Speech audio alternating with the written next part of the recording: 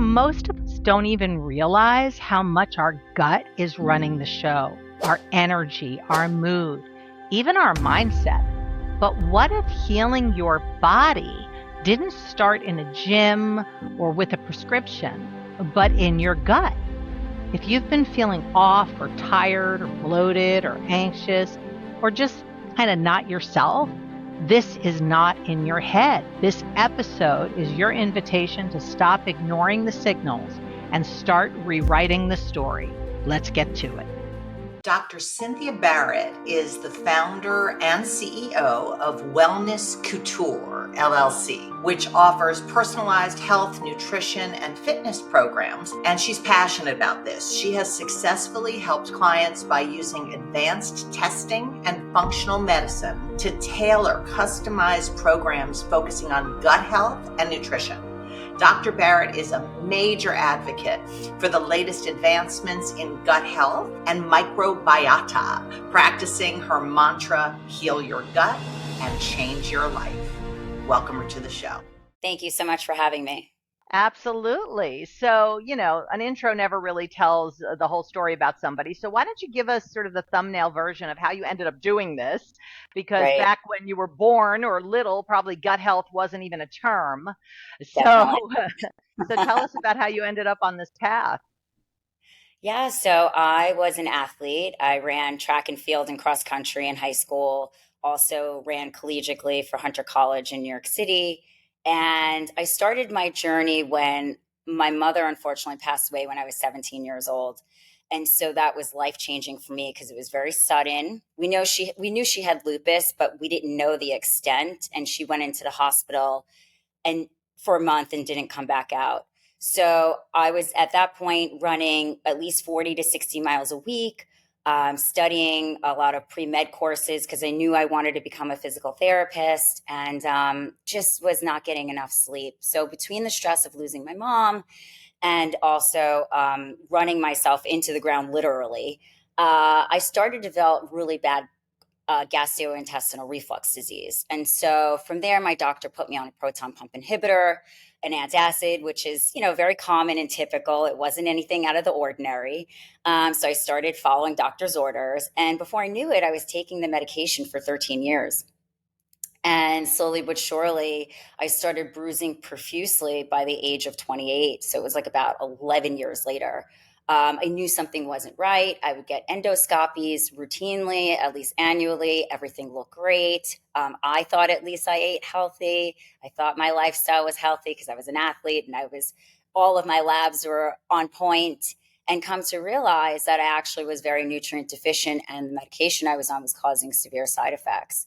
So I started going down the journey of, well, what can I do? And I would go back to the doctor and they're like, well, it's fine. It runs in your family. And I'm like, okay, but I'm trying everything. I'm following everything you're telling me to do. And here I am still presenting with profuse bruising, feeling extremely tired, having a plethora of other health issues. So then I started getting very curious about natural, holistic. I remember driving all the way to New Jersey for a clinician because at that time, not a lot of people were doing functional medicine. And so I go into this office. She tells me, don't eat, don't drink, don't even wear deodorant, don't brush your teeth. Like, she did a plethora of tests. And I came out like, wow, this is so interesting. So I started taking these supplements, and slowly but surely I started healing my gut. So I kind of stumbled on this just naturally, actually. It just happened. And I'm so grateful that it did. So once you started to heal your gut, what was the change you saw in your life? Because you say heal your gut, change your life. Let's hear what that looked like. Right, exactly. So slowly but surely, I started to wean myself off the medication because what it did was it didn't allow for me to absorb my nutrients because it was decreasing the acid levels in my stomach and my intestinal tract. And therefore, if you don't have an optimal pH in your gut and in your intestines, you're not able to properly digest and absorb your food. So I started weaning myself off, taking probiotics, focusing on cutting certain things out of my diet that I thought were healthy. I mean, at that point, the food pyramid was largely consisting of 6 to 10 grains. and carbohydrates. And I was a runner, and I was like, I'm doing everything possible. I'm eating my oatmeal. And sure enough, it just wasn't enough. I wasn't getting in enough fresh fruits and vegetables, because at that point we were also consuming a lot of grab and go bars, which we thought, granola was super healthy. So I was following, again, all the things that we thought were super good for us, and it just wasn't. So slowly but surely, within time, I got myself off the medication. Eventually, I weaned myself off of oral contraceptive as well, because I was taking that because of ovarian cysts, which is very common, polycystic ovarian syndrome, which a lot of women can resonate with, to regulate their period. So slowly but surely, once I started feeding my cells started communicating properly. And therefore, the body knows what it needs to do when you provide the right fuel. And what would you say as you work with people, like the top three symptoms? If somebody's listening, how would they know? Because apparently getting bloods regularly and physicals is not the answer, because they're not looking Right. for whatever it is. So how do you know that something like that is off? It's a great question. I would say number one, listen to your body. So a lot of times we outsource our health to other people, which is great because we do need guidance. But I ultimately, in my practice, I teach my patients to be the CEO of their own health. So they need Right. to understand what is best for them based upon what they're going through. You can have two people in front of me that have cancer or autoimmune disease, but how they got there are two very different stories. So we peel back the layers. I find there's three top things that people come in with. One is digestion, first and foremost. The bloating, the distended stomach, the unwanted belly fat, right? And so you're like, well, I'm eating everything and I'm, counting my calories. Well, what can I do, right? So I do a deep dive. We run a stool test to see, are there some parasitic issues going on? Do you have some viral components? Do you have undigested food? One marker in particular we look at is zonulin, which is a good indicator to see your bacterial levels in your gut, and if there's too much bacteria, particularly on the junctions of your small intestine. So there's these tight junctions that are there. Now, if they get compromised due to long-term use of medications, stress, improper eating habits, those junctions become compromised, and then you get the food particles and all the things that are not supposed to go in, toxins, they go through those little crevices and then they go into the bloodstream, so they're not being checked by the liver. So running tests like this, we can definitely see what's going on and peel back the layers and then provide a good comprehensive plan. Another test I run is a micronutrient test. So, well, what would you need that for? A lot of people come in with exhaustion. So chronic fatigue syndrome has like skyrocketed, as well as autoimmune disease, right? So again, if your cells are not being fed properly, what do you need to do? So that test looks at the metabolites. So there's certain metabolites that get built up in your system over time, and you excrete them through your urine. And so certain high levels of these metabolites, we can see you're deficient in your B vitamins. You need lipoprotein acid, and you need CoQ10 and all these other markers. We can also see if you have difficulty with absorbing your nutrients, particularly with your antioxidants. So basically, like a good example is small intestinal antioxidant is glutathione and NAC. Everybody's talking about that. Like how much antioxidants can I get in polyphenols? So we get a chance to look at that in a microscope through the urine test.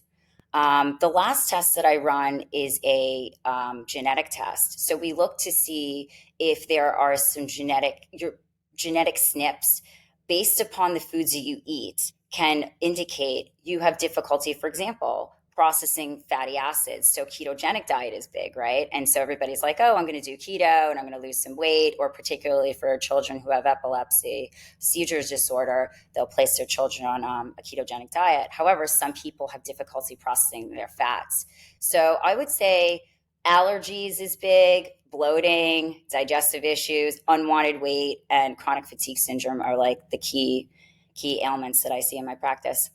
I mean, it makes sense, and if people can come see somebody like you, that's amazing. But what about people who aren't in the position to go and get all these tests done? How can they heal their gut if they just have those symptoms and kind of like, what's going to be something that's not detrimental, because you don't want to, tend to something that isn't there, but at the same time, something that can improve their gut health in general. Right. That's a great question. So a lot of people find these tests either expensive, or they're just like, where do I begin? Let's just start with something simple. So let's peel back the layers. A simple food journal, paying attention to your symptoms, writing them down. So, for example, on a Monday, write down what you ate breakfast, lunch, and dinner. How was your bowel movements? What was your energy levels? What was your emotional stress? What were you going through? And look at it on Tuesday and Wednesday, right? See what your symptoms are. So, usually the next day or within that week, you're going to feel the symptoms, right? You're going to assess. And then from there, you can notice the patterns, and then you can figure out what the triggers were. So then you can figure out what the foods are. Is it just the fact that I didn't get enough sleep? I mean, 9 times out of 10, it's usually just because you didn't get a good night's sleep. Is there something stressful you're going through in your life that is then increasing your cortisol levels? And if you have high stress levels, then your sugar levels and cravings go up. So sometimes it's just as simple as understanding, is this a chronic issue, or is this something that's really acute that's going on in my life right now, just over the past few days, that's causing this issue? So if you do a food journal like that, or it's really more than a food journal, it's a mood journal and a food Right. journal. And yes. So would you do it for a week, for 2 weeks, to kind of start to see patterns? How Right. fast can you see patterns like that? Yeah, I would recommend starting out with a 7-day journal. It gives you a full week's worth of data to be able to assess and see where your triggers are and what areas you need to improve in. And the best part about it is a lot of it is all modifiable lifestyle factors. A lot of it is sleep, diet, and exercise. So if we can focus on those in addition to stress management, we can then definitely make some big improvements. So what are some of the basics that somebody could just, get off this podcast and then go start doing to promote not only gut health, but a gut healthy mindset, as you say? Right. So the gut health mindset is super important.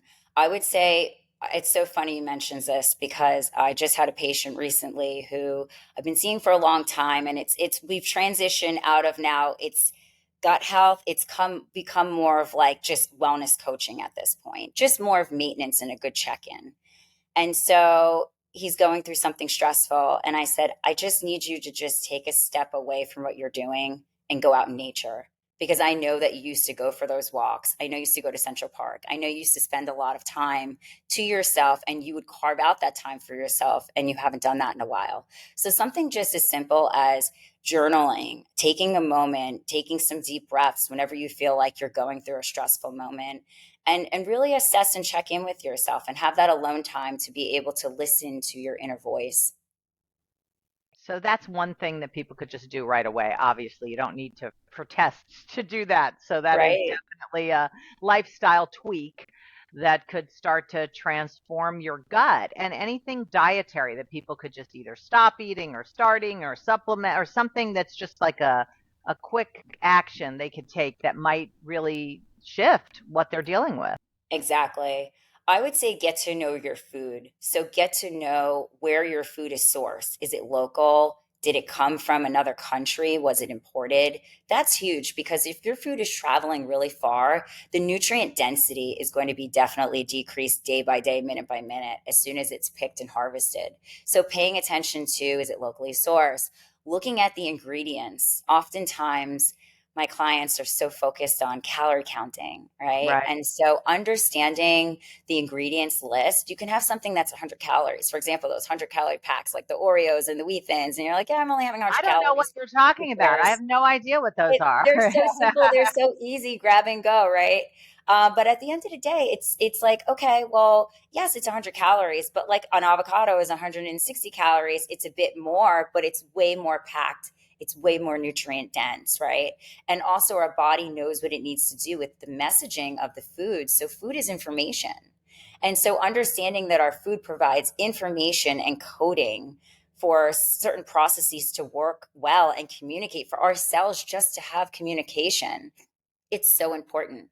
Another thing is to eat the rainbow. So eating the rainbow and focusing on eating different colors. So for example, if I go food shopping at the farmer's market, I'm like, this week I'm going to get watermelon and I'm going to get papaya and pineapple. And maybe next week I'm going to get myself some berries. So that way I'm getting different colors, different textures, and different types of fruits and vegetables into my system. And I know on your website you have certain supplements that you recommend. Is there anything that you think is a good sort of starter for Hmm. people? And obviously, I'll have a link in the show notes to your website so people can find out where to work with you and find Sure. out more. Yeah. Absolutely. I mean, definitely everybody talks about probiotics. That's important. I would say digestive enzymes are very important. Now, if you don't want to take it in a pill form, you can definitely think of eating foods like dandelion leaf, because it's bitters. Things like apple cider vinegar, 1 teaspoon in water right before you eat will definitely help with the digestive process. So I think peeling back the layers and focusing less about supplementation, because what I do is I try to target my supplements. But if we can focus on actually starting the digestive process on the right foot, chewing your food is a good example of just the mechanical aspect of what happens when we chew our food. And on improperly chewed food, you have all these chunks, and the digestive process is supposed to start in our mouth, and it's really then starting in our stomach, and then it's not priming, because when you're chewing it's actually priming those digestive enzymes. That makes So good so much sense. probiotic, good digestive enzyme, and a good fish oil. Although I've been recommending less of fish oil and more of algae oil, because I'm really focused now on getting to the source. So where is the source? So the fish are eating the algae, which is why we're extracting the fish oil. So the algae Interesting. is the sweet spot, right? So getting to the source, which is algae oil. Beautiful, beautiful. And I know when you went through that whole, health crisis, so to speak, before you discovered this pathway, that was definitely something that could have really messed with you to the point of just giving up. It's like, why bother? There's no solution. Nobody's giving me anything that's working. So, what is it that you relied on to kind of pull you out of that messable with moment, as I would call it, to transcend the circumstances and what everybody was telling you? Because there was like no real help out there? Absolutely. I think what really pulled me through is I found something that was a hobby, then turned a lifestyle. So for me, running is my outlet. It's a big outlet for me. And so running pulled me through a lot. So I encourage everybody to find something that they gravitate towards, if that's meditation, yoga, Pilates, even if it's not something like movement, just a walk out in nature. Again, going back to the basics in nature is super important, because it pulls you out of the scrolling on the phone. It pulls you out of the comparison culture that we have now, and really focus. When you spend time in nature, you're able to really hear your inner voice. And so I say, let it get messy. That's the other thing. Let it get messy. Let it become a mess, because when you feel the anger and the hurt and the pain, it's a natural signal in the body that you need to do something to change, right? Some change needs to happen. So if you don't allow yourself to process, digest your emotions, you're not able to really then absorb what has happened to you and then learn what you're experiencing. Yep, as you say, don't suppress the mess. Don't suppress the mess. That's right.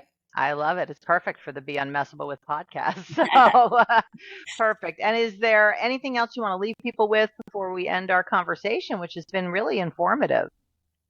Yeah, I would just say spend time for yourself and be kind to yourself. So when you are kind to yourself, because there's a lot of chatter, right? There's a lot of chatter, inner chatter. Spending time to yourself allows for you to be uncomfortable, for you to deal with the mess, and then to then figure out what's going to work for you, right? And I would also say that get as much sleep as you can. I think Mm, recovery is so underrated. We are in a culture where we are just go, go, go. What can I do? Sometimes doing nothing is really powerful too. I'm with you. I tell all my clients to schedule recharge time. You recharge your phone. How are you going to go without recharging? It's accomplish nothing during this hour. Just be unproductive. Just be. And it is Exactly. incredibly healing, isn't it? And changing your gut will definitely change your life. That is my number one mantra for all of my clients and my friends and my loved ones. When you change your gut health, you're changing your brain health. When you change your brain health, you feel better, you transform, you are at your best, you are able to show up your best version and then provide your light and, your shining light to everybody else. Beautiful. Beautiful. Thank you so much for taking some time to be with us and answer my questions and share your journey and your wisdom with everybody listening. And thank you, everybody listening. And make sure to click on the next episode right after this. There's another episode you could be listening to that you haven't heard before. So make sure you keep listening to Be Unmessablewith with and get all the tips and tricks and strategies to develop yourself to be able to deal with anything life throws at you. All right. Thank you so much, Josselyne. Thank you, Cynthia. Thank you. Have a great day. Bye. We live in a world that teaches us to numb, ignore, and just power through. But Dr. Cynthia just reminded us your body is talking to you. Every symptom is a signal, and the real power comes from learning how to listen. So maybe it's not just about your gut health.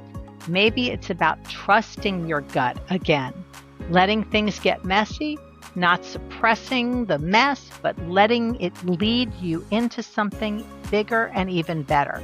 And if you're ready to take that first small but powerful step towards resetting, not only your body, but your mindset, I created something just for you. It is my free instant reset guide. It's totally free and it's packed with simple tools that you can use right now, today, to start feeling like yourself again. So go grab it now. The link is right below. And hey, if this episode hit home for you, send it to someone that you care about. Or better yet, listen to the next episode right now and keep the momentum going. My name is Josselyne, and I will see you in the next video.